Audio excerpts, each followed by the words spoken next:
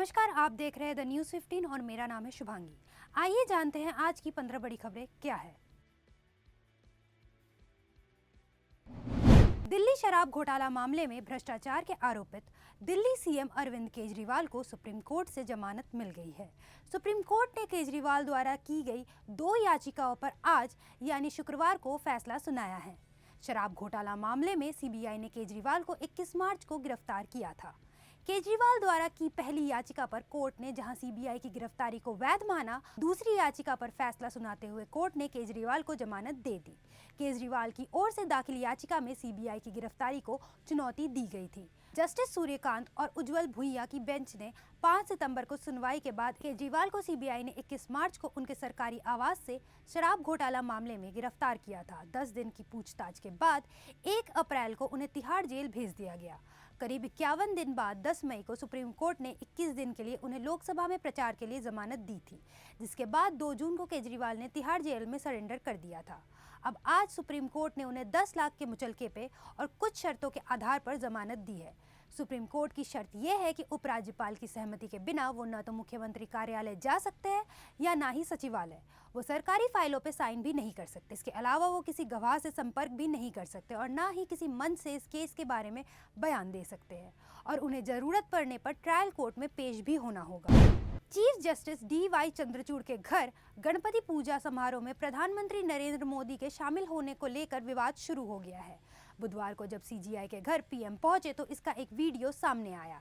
इस वीडियो में पीएम मोदी गणपति की आरती भी करते दिख रहे हैं, पर चीफ जस्टिस के घर पर मोदी के पूजा में शामिल होने पर विपक्ष के कई नेताओं के साथ ही सुप्रीम कोर्ट के कुछ वकीलों ने भी इस पर तीखी प्रतिक्रिया दी है।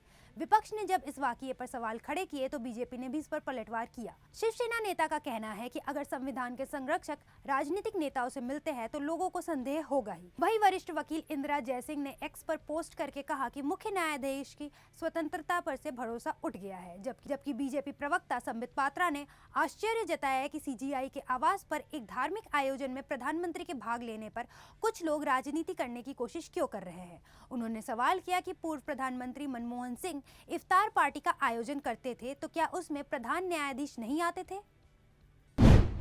अमेरिका में सिख समुदाय के संबंध में कांग्रेस नेता राहुल गांधी की ओर से की गई टिप्पणी का मामला अब धीरे धीरे गर्माता जा रहा है। इस बीच पंजाब के पूर्व सीएम और कांग्रेस सांसद चरण सिंह चन्नी ने राहुल गांधी के बयान का समर्थन किया है। उन्होंने आरोप लगाया है कि बीजेपी सिखों की आड़ में राहुल गांधी को बदनाम करने की कोशिश कर रही है। चन्नी का कहना है कि बीजेपी लगातार राहुल गांधी के खिलाफ बोल रही है, उन्हें जान से मारने की धमकियां दी जा रही है। इन्हें ये भी कहा कि राहुल गांधी को धमकियां देना ये भारत की लोकतांत्रिक व्यवस्था के लिए ठीक नहीं है। बीजेपी की सरकार देश को किस तरफ ले जा रही है ये उन्हें सोचना पड़ेगा। जिन्होंने राहुल गांधी को धमकियां दी है उसी समय उनके खिलाफ कार्रवाई होनी चाहिए थी। इन्हें ये बयान इसलिए दिया क्योंकि बीजेपी समर्थित सिख प्रकोष्ठ ने बुधवार को सोनिया गांधी के दिल्ली स्थित आवास के बाहर विरोध प्रदर्शन किया। इस प्रदर्शन के दौरान बीजेपी नेता तरविंदर सिंह माड़वा पर राहुल गांधी को मारने की धमकी देने का आरोप लगा है। बीजेपी नेता के खिलाफ कांग्रेस एफआईआर दर्ज करवाने पर विचार कर रही है।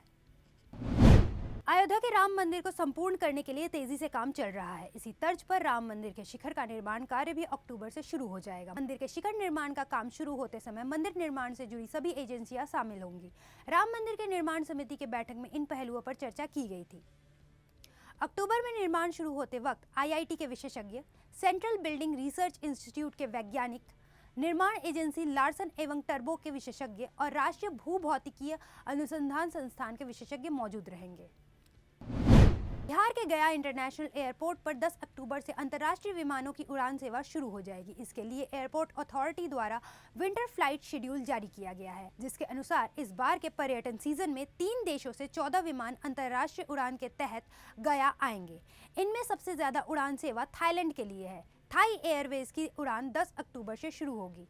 16 अक्टूबर से म्यांमार नेशनल एयरलाइंस, 27 अक्टूबर से थाई एयर एशिया, 30 अक्टूबर से म्यांमार एयरवेज इंटरनेशनल, नवंबर व दिसंबर में ड्रक एयरवेज व भूटान एयरलाइंस की उड़ान सेवा शुरू होगी। उत्तर प्रदेश के सीतापुर में शुक्रवार को बीजेपी एमएलए ज्ञान तिवारी अटल चौक पर धरने पर बैठे। इस दौरान जमकर नारेबाजी भी हुई। पुलिस पर भड़के विधायक को मनाने के लिए अधिकारी पहुंचे। रेउसा के अटल चौक पर धरने पर बैठे सेउता से बीजेपी विधायक ज्ञान तिवारी ने रेउसा एसओ घनश्याम राम पर गंभीर आरोप लगाए हैं। दरअसल विधायक ने बीते 12-13 सितंबर की देर रात दुकान से सामान लूट ले जाने के मामले में पीड़ित कुलदीप कुमार पांडे की दुकान पर कब्जा करवाने का आरोप लगवाया था। इस संबंध में दुकान मालिक बरौली निवासी कुलदीप पांडे ने पुलिस को तहरीर भी की थी। आरोप है कि खाद बीज की दुकान से लाखों के माल की लूटपाट हुई है। शाबिर, इकरार, मंजू सिंह आदि पर दुकान पर कब्जा करने का आरोप भी लगाया गया है। आरोप है कि असलाहे से लैस होकर दुकान का ताला तोड़कर माल लूटा गया। विधायक ज्ञान तिवारी ने एसपी से रेओसा एसओ पर कार्रवाई की मांग की है। विधायक ज्ञान तिवारी ने एसपी से रेओसा एसओ पर कार्रवाई की मांग भी की है। अयोध्या जिले के रोनाही थाना क्षेत्र से एक शर्मनाक घटना सामने आई है। यहाँ रहने वाली एक छात्रा से 3 युवकों ने 15 दिन तक अलग अलग होटलों में ले जाकर दुष्कर्म किया। उसके 5 अन्य दोस्तों ने भी उससे छेड़छाड़ की। छात्रा की तहरीर पर कैंट थाने के पुलिस ने 8 लोगों के खिलाफ केस दर्ज किया है। रोनाही थाना क्षेत्र की रहने वाली एक छात्रा ने दर्ज एफआईआर में बताया कि वो एक महाविद्यालय में बीए तृतीय वर्ष की छात्रा है और राम जन्मभूमि में सफाई कर्मी है। वो शहादतगंज निवासी वंश चौधरी नामक युवक को पिछले 4 वर्ष से जानती है। 16 अगस्त को वंश चौधरी उसके दोस्त विनय और शारिक घूमने के बहाने उसे अंगूरी बाग स्थित एक गेस्ट हाउस में ले गए। वहां तीनों ने उसके साथ दुष्कर्म किया। रील बनाने की ट्रेंड की वजह से 2 भाइयों को अपनी जान गंवानी पड़ी। दरअसल राजस्थान में हो रही भारी बारिश में नदियों और बांधों की पुल पर रील बनाने तथा सेल्फी लेने के चक्कर में इस बार कई लोग पानी में बह गए हैं। हाल ही में राजस्थान के बाड़मेर से एक और ऐसा ही मामला सामने आया है। वहाँ 2 सगे भाई अपने दोस्तों के साथ लूनी नदी पर रील बनाने की वजह से नदी में बह गए। 2 जवान सगे भाइयों की एक साथ मौत होने से उनके परिवार में कोहराम मच गया। पुलिस ने आज शवों का पोस्टमार्टम करवाकर उन्हें परिजनों को सौंप दिया है। बाड़मेर के पुलिस अधीक्षक जासाराम बॉस के अनुसार यह हादसा गुरुवार को बाकासर थाना इलाके में हुआ। देश के कई राज्यों में भारी बारिश का दौर जारी है। दिल्ली और राष्ट्रीय राजधानी क्षेत्र के अलावा हरियाणा, यूपी, पश्चिम बंगाल, पूर्वोत्तर के राज्यों के साथ ही गुजरात से ओडिशा तक कई राज्यों में तेज बारिश को लेकर अलर्ट जारी किया गया है। 19 सितंबर तक गुजरात के कई जिलों में बारिश के आसार है। वहीं पूर्वी तटीय राज्यों उड़ीसा, बंगाल से लेकर पूर्वोत्तर के राज्यों तक कई जगह भारी बारिश का अलर्ट जारी किया गया है। मौसम विभाग के अनुसार उत्तराखंड में आगामी 2 दिनों तक भारी बारिश की संभावना है। वहीं दिल्ली एनसीआर के अलावा एमपी, यूपी, हरियाणा में अगले 2 दिन तक बारिश का अलर्ट जारी किया गया है। हरियाणा में 15 सितंबर तक भारी बारिश का दौर बना रहेगा। इसी तरह पूर्वी और पश्चिमी उत्तर प्रदेश में इस अवधि के दौरान कहीं कहीं भारी से बहुत भारी बारिश होने की चेतावनी भी जारी की गई है। वहीं पूर्वी तटीय राज्य पश्चिम बंगाल, ओडिशा के साथ ही पूर्वोत्तर के राज्यों नागालैंड, मणिपुर, मिजोरम और त्रिपुरा में भारी बारिश को लेकर चेतावनी दी गई है।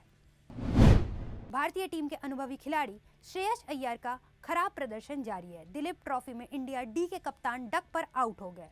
इंडिया ए के तेज गेंदबाज खलील अहमद ने श्रेयस अय्यर को पवेलियन की राह दिखाई। श्रेयस ने महज 7 गेंदों का सामना किया। मैच में इंडिया ए ने पहले बल्लेबाजी करते हुए 290 रन का स्कोर बनाया। इसके जवाब में उत्तरी इंडिया डी की पारी शुरुआती झटकों से बैकफुट पर आ गई।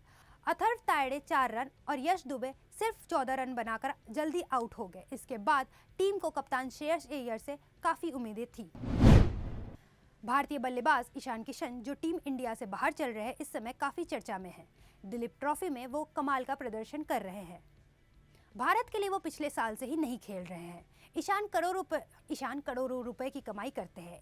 एक रिपोर्ट के अनुसार ईशान किशन की नेटवर्थ 62 करोड़ रुपए के करीब है। आईपीएल में उनको 15.25 करोड़ रुपए की सैलरी दी जाती है। जब वो सेंट्रल कॉन्ट्रैक्ट लिस्ट का हिस्सा थे तब बीसीसीआई उन्हें सैलरी दिया करती थी, लेकिन अभी वो बाहर है और घरेलू टूर्नामेंट में खेल रहे हैं। दिलीप ट्रॉफी में खेलने के लिए उन्हें प्रतिदिन 60,000 रुपए दिए जाते हैं।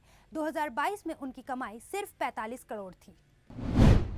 भारत की सबसे बेहतरीन हॉरर मूवीज में से एक तुम्बाड़ को साल 2018 में बड़े पर्दे पर रिलीज किया गया था। फिल्म की कहानी को दर्शकों ने काफी पसंद किया, साथ ही हॉरर सीन से डर भी महसूस हुआ था।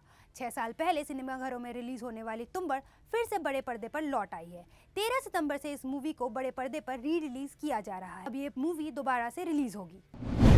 कॉमेडी शो लाफ्टर शेफ में निया शर्मा और सुदेश लाहिरी की केमिस्ट्री दर्शकों द्वारा खूब पसंद की जा रही है।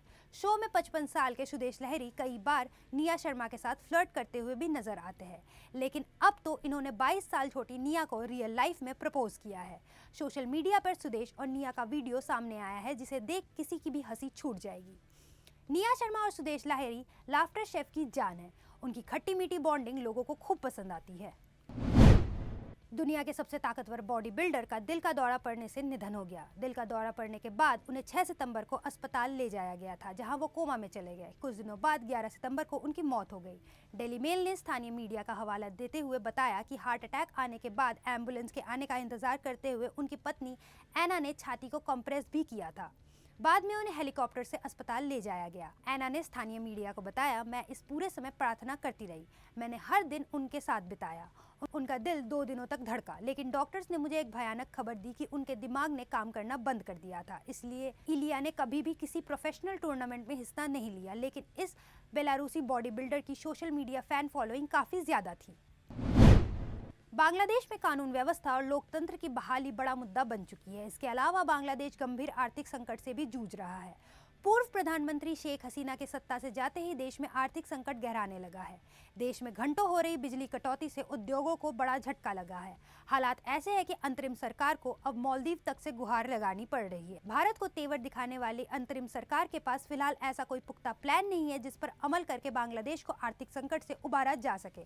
बिजली उत्पादन में आई भारी गिरावट की वजह से बांग्लादेश अंधकार युग में जीने को मजबूर है, तो वही अपने लोगों को रोजगार देने के लिए उसे मालदीव से मदद मांगनी पड़ रही है।